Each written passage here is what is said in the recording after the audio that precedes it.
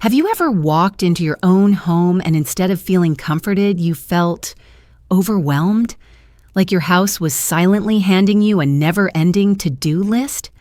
I know that feeling all too well. There was a time when I would walk through my front door, and all I could see were the things that needed to be cleaned, organized, or fixed. It felt like my house was working against me, not for me. But everything changed the day I met Sarah, a dear friend who, at 78 years old, lives alone in a small cottage that feels like a warm hug the moment you step inside. It's not fancy, it's not perfect, but there's a magic about her home. And that magic, it comes from a few simple habits that Sarah practices every single day. Habits that don't just keep her home tidy, but fill it with peace, joy, and a sense of calm that you can feel in your bones. And today, I want to share with you those habits. But more importantly, I want to show you how these small, intentional choices can turn your house into a place that nurtures you instead of draining you. This isn't about perfection. It's about creating a space that feels like home in the truest, most heart-centered way. So if you're ready to feel lighter, calmer, and more in love with your own home, stay with me. What I'm about to share just might change the way you see housework forever. Habit 1. Let the morning air in and your worries out. When I first met Sarah, one of the things that struck me most wasn't how clean her home looked. It was how it felt. The moment I stepped inside, I noticed something different. It wasn't just tidy, it was light. It was airy. It breathed. And honestly, I couldn't quite put my finger on why until she let me in on her little secret. Every morning, before she did anything else, not before checking emails, not even before making coffee, she opened her windows. Even in the dead of winter, even on days when the sky was gray and heavy, she would crack the windows just enough to let the outside world in. She called it airing out the soul. She told me, "We clean our homes, but what about the air? What about the energy? Stale air, stale mood, fresh air, fresh mind." At first, I thought, really? Could opening a window for a few minutes make that big of a difference? But the next morning, I gave it a try. I brewed my coffee, I cracked open the kitchen window, and I just paused. And do you know what I felt? Relief. It was as if the house sighed with me. The scent of the cool morning drifted in, carrying with it something I hadn't realized I was missing: perspective. The sounds of birds chirping, the rustling of leaves, even the distant hum of life outside reminded me that the world is bigger than the dishes in the sink or the laundry waiting in the basket. What Sarah knew, and what I learned, is that opening a window isn't about the air itself. It's about what it symbolizes. It's about starting the day with an act of invitation. It's about telling your house, and yourself, "Today, I welcome life in. Today, I choose freshness over stagnation." It only takes 10 minutes. And here's the surprising part. Even if the rest of your house is cluttered or your to-do list feels overwhelming, that little ritual can make your entire space feel lighter, calmer, more alive. And isn't that what we want? Not just a house that looks clean, but one that feels like a refuge, a place that doesn't weigh you down but lifts you up. So tomorrow, before you check your phone, before you rush into the day's tasks, I invite you to open a window. Take a deep breath, sip your coffee or tea next to it. Listen to the world outside. You don't have to clean a thing yet, but I promise your heart will feel a little bit cleaner just the same. And that's the magic Sarah knew. Sometimes the smallest, gentlest gestures are the ones that make our homes feel the most alive. Habit 2. Make your bed. Make your day. I'll be honest with you. For most of my life, I thought making the bed was optional. Maybe even a little old-fashioned. After all, why make the bed when you're just going to mess it up again that night? Sound familiar? That was my attitude, until one morning at Sarah's house. I remember it so clearly. I had stayed over after a late night of girl talk and movies. We woke up, made coffee, and while I was still rubbing the sleep from my eyes, Sarah had already made her bed. And not just toss the blanket over haphazardly. She smoothed it out, fluffed the pillows, folded the throw at the end just so. I asked her, "Sarah, why do you bother? It's just you here." She smiled, the way only someone who knows a deeper truth can smile, and said, "Because I'm worth it." That hit me harder than I expected. She went on to explain something that stuck with me to this day. Making your bed isn't about impressing anyone. It's about setting the tone for yourself. It's a small promise you keep to your future self. You deserve to walk into your bedroom at night and feel welcomed, not scolded by a mess. That morning, I stood at the doorway of her little room and felt something I hadn't noticed before. It wasn't the prettiest room. It wasn't even the tidiest by Instagram standards. But it felt loved. It felt respected. It felt cared for. And it all started with the bed. So I tried it. The very next morning, I made my bed. Nothing fancy, just straightened the covers, fluffed the pillows, smoothed the wrinkles.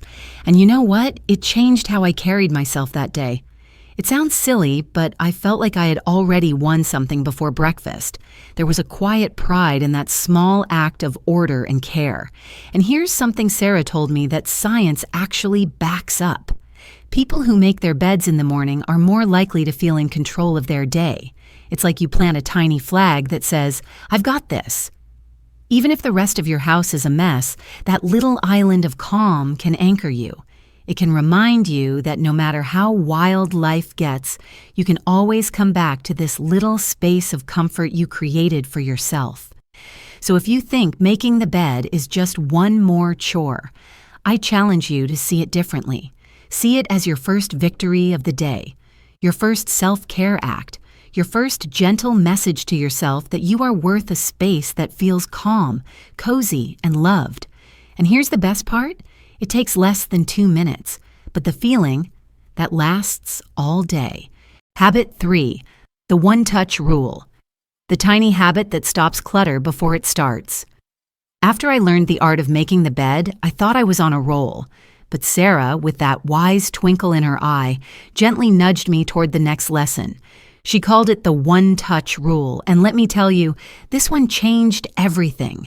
She said to me, "Sweetheart, clutter doesn't happen all at once. It sneaks up on you, one I'll do it later at a time." And wasn't she right? I could look around my house and see the story written all over it. The coffee cup left on the side table, the magazine I swore I'd put away later, the mail that sat on the counter for days, quietly multiplying like rabbits. Sarah's rule was simple, almost laughably simple. If you pick it up, you put it away. Right then. No waiting. No, I'll do it after I sit down. No, later tonight when I have more energy.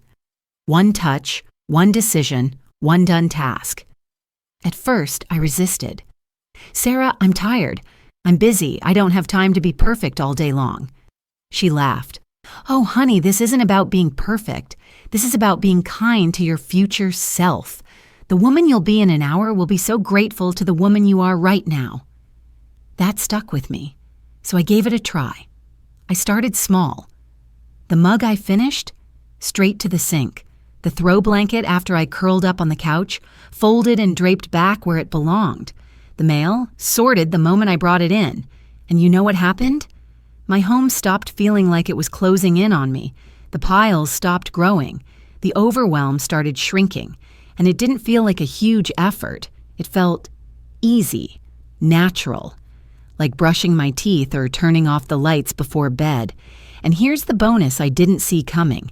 When my space stayed clearer, my mind felt lighter, calmer. I wasn't constantly nagging myself in my head, making a never-ending mental list of things I needed to do later. I just did them. And then I could actually relax. That's what Sarah knew. That clutter isn't just stuff on the table or the floor, it's noise in your head. And the one-touch rule? It's like a mute button for all that noise. So next time you pick something up, I challenge you, don't set it down somewhere else. Put it where it belongs. Just one touch. One small act of love for the woman you'll be later today. She will thank you. Trust me. Habit 4, sweep your floors. And sweep away the stress under your feet. One evening, after a long day, I sat in Sarah's kitchen, enjoying a cup of chamomile tea. It had been one of those days, you know the kind, where everything felt heavy and nothing seemed to go right. Sarah could see it in my face. She quietly handed me a broom and smiled. I must have looked confused because she laughed and said, "When life feels messy, start with the floor under your feet." I had to admit I wasn't expecting that advice. Sweep the floor? Really? How was that going to fix anything? But I trusted her. So I stood up, broom in hand, and began gently sweeping the kitchen floor. And something happened. With every sweep, I felt like I was brushing away not just the crumbs and dust, but the day's frustrations, the small annoyances that had clung to me like static. There was something meditative about the simple, rhythmic motion of sweeping, something grounding. Sarah explained it perfectly. Our floors hold more than just dirt. They hold the stories of our day, the footprints of everyone who's walked through, the energy of everything that's happened. When you sweep, you're not just cleaning the house, you're clearing space for peace to come back in. Since that day, sweeping has become one of my most cherished daily habits. Not because it makes the house look perfect, but because it makes me feel better inside my own home and inside my own skin. It doesn't have to be a deep clean. You don't have to move all the furniture or scrub every corner. Sarah would just do a quick, loving sweep of the spaces she walked through the most, the kitchen after meals, the living room before she settled in for the evening, the hallway at the end of the day. 5 minutes. That's all it took. And yet the entire house felt lighter, brighter, happier. And here's the thing I discovered. When my floors are clean, I feel more rooted. There's nothing quite like walking barefoot across a smooth, clean floor at the end of the day. It's a little luxury that costs nothing, but feels like everything. So tonight, before you turn off the lights, I invite you to pick up your broom, just for a few minutes. Let the sweep of the bristles not only clear away the crumbs, but also sweep away the invisible weight that collects during the day.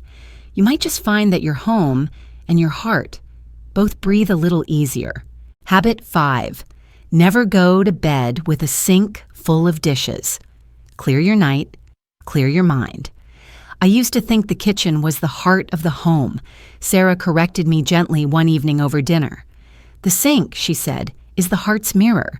If it's full and heavy, so is your mind.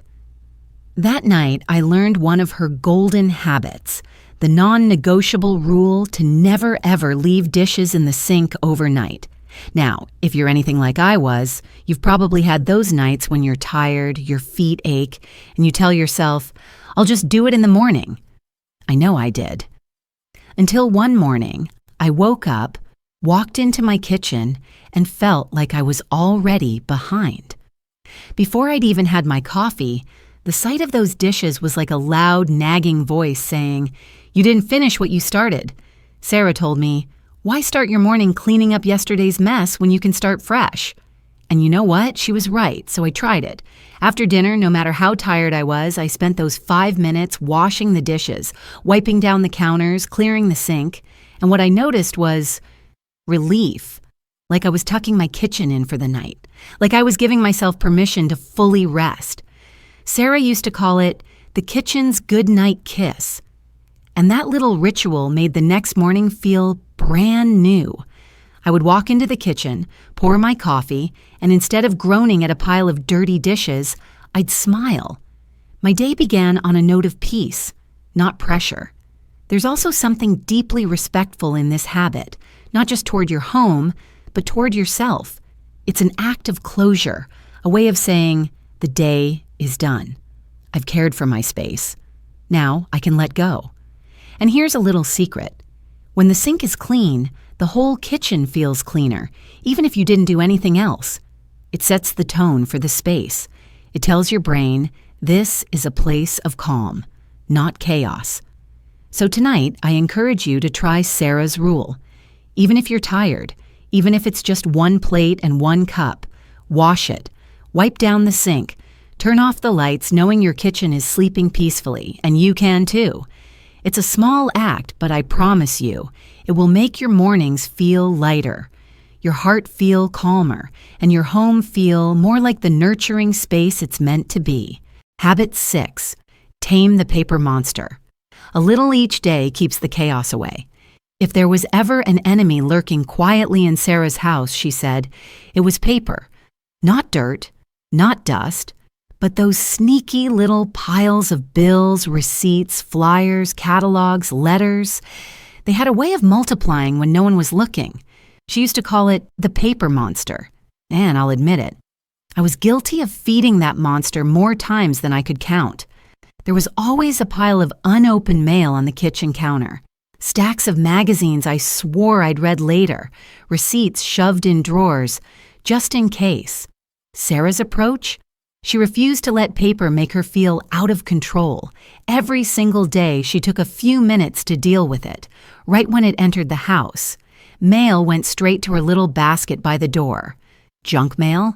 Straight into recycling. Bills? Into their folder. Important letters? Opened, read, and filed. No lingering. No, I'll get to it later. Because, as Sarah said with a smile, later rarely comes, and when it does, it brings stress. I started following her example, and you know what I noticed?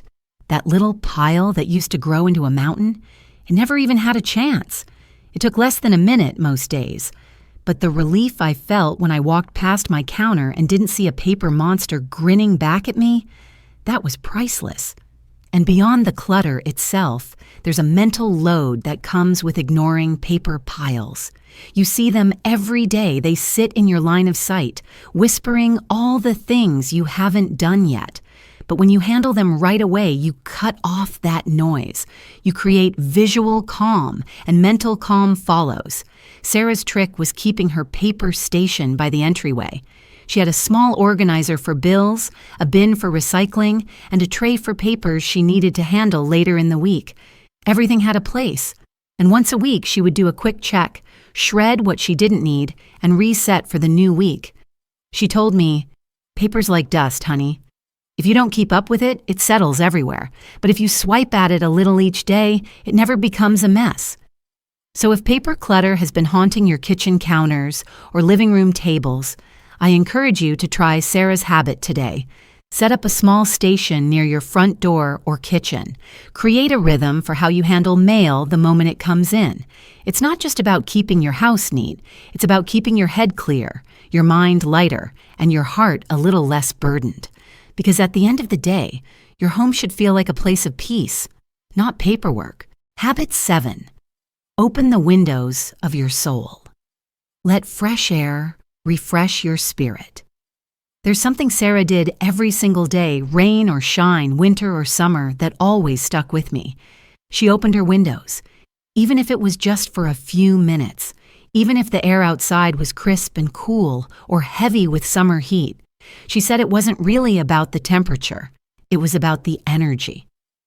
Air gets stale, she told me. So does the spirit if you keep it locked up too tight. I'll never forget the first time I truly noticed the difference. I had been holed up in my house all winter long, windows sealed, heat humming away. And then, one chilly March morning, I followed Sarah's advice. I cracked open the kitchen window while I brewed my coffee, and oh, how the house sighed. The air inside seemed to stretch its arms, shake off the heaviness. That brisk morning breeze filled the room, bringing with it the scent of damp earth and the faint song of a bird brave enough to sing in early spring. Sarah always said, "Your house needs to breathe," and so do you. She believed that no matter how spotless your home looked, if the air inside was heavy, the space never truly felt alive.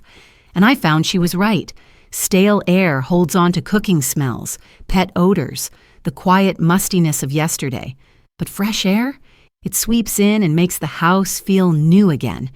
Even in the coldest months, Sarah would crack a window just for 10 minutes. She'd wrap herself in a cozy sweater, sip her tea, and smile as the fresh air kissed her cheeks. And here's something I noticed about myself once I started doing the same. Those few minutes by the window became more than just a cleaning habit. They became a ritual, A pause, a sacred little pocket of the day where I simply stood still, breathed deeply, and reminded myself that the world was still turning, the seasons still shifting, and that life, even the messy parts, was still beautiful. So whether you live in a big house or a tiny apartment, whether it's sunny or gray, I invite you to try Sarah's ritual tomorrow morning. Open a window. Let the outside in, even for just a few minutes.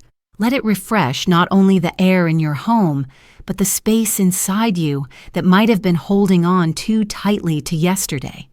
Sometimes the smallest crack can let in the biggest breath of life. Habit 8. Dust the spots you touch and feel the difference in the air and in your heart. One day while we were having tea, Sarah asked me to run my hand along the side table next to her favorite chair. I did. And even though the house looked spotless, there it was, a thin, almost invisible layer of dust on the edge. She chuckled.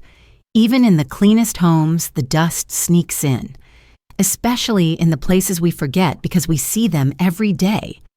Sarah had a gentle way of showing me that dust isn't just about dirt. She saw it as a sign of life moving through a space.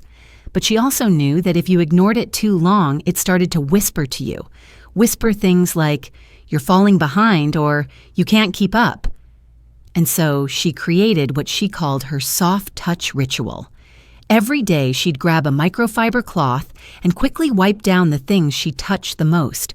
Her nightstand, her coffee table, the remote, the top of her bookshelf. She didn't dust the whole house. She didn't make it a chore. She made it a gentle, almost loving habit. 2, maybe 3 surfaces a day. That's all. Enough to keep the space feeling cared for, but never overwhelming. She told me, it's not about fighting the dust. It's about noticing the places where your life touches your home and giving them a little extra love. I started doing it too, and you know what I noticed? It wasn't just about the clean surface. It was about how I felt inside. There was a lightness, a freshness in the room, and in me. And there's something deeper too. When you care for the spots you touch every day, it's a reminder to care for yourself too. You start to see those surfaces not as chores, but as companions in your daily life. So now I keep a soft cloth tucked away in easy places, next to the couch, on my nightstand, under the kitchen sink. And when I see a little dust, I smile, give it a quick swipe, and move on. It's not about perfection. It's about presence. It's about reminding yourself that your home isn't just a place to live.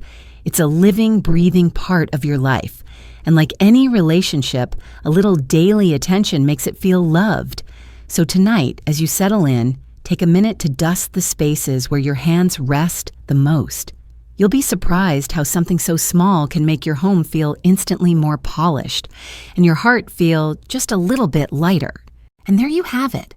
12 gentle, powerful habits that Sarah lived by.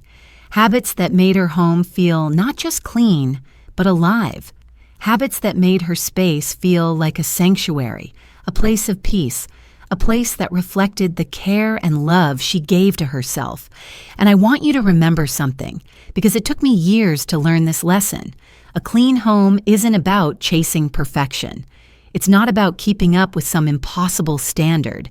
It's about creating an environment that supports you, so you can rest, so you can breathe, so you can feel like you belong in your own space. And the beauty of these habits, they aren't overwhelming. They're small, gentle, manageable. They weave into your day like a soft thread of self-care, rather than another burden to carry. So I want to leave you with a little challenge, but a kind one. I'm not asking you to change everything overnight. I'm simply asking you to pick one habit, just one. Maybe it's making your bed in the morning. Maybe it's opening your windows while you sip your tea. Maybe it's sweeping the floor before bed. Pick the one that feels light, the one that whispers to you, "Try me." And do it for a week. Let yourself notice. Not just how your home looks, but how it feels. How you feel inside your home. Because you deserve to feel at home, in your space, in your body, in your life. And if you found a little comfort in these stories today, I'd love for you to share which habit spoke to your heart the most. Leave a comment below. Let's remind each other that it's not the grand gestures that make a house feel like home. It's the small, loving things we do for ourselves every single day. Thank you for spending this time with me and with Sarah's wisdom. I hope you walk away feeling a little lighter, a little more inspired, and a little more in love with your own beautiful, imperfect home. I'll see you in the next video.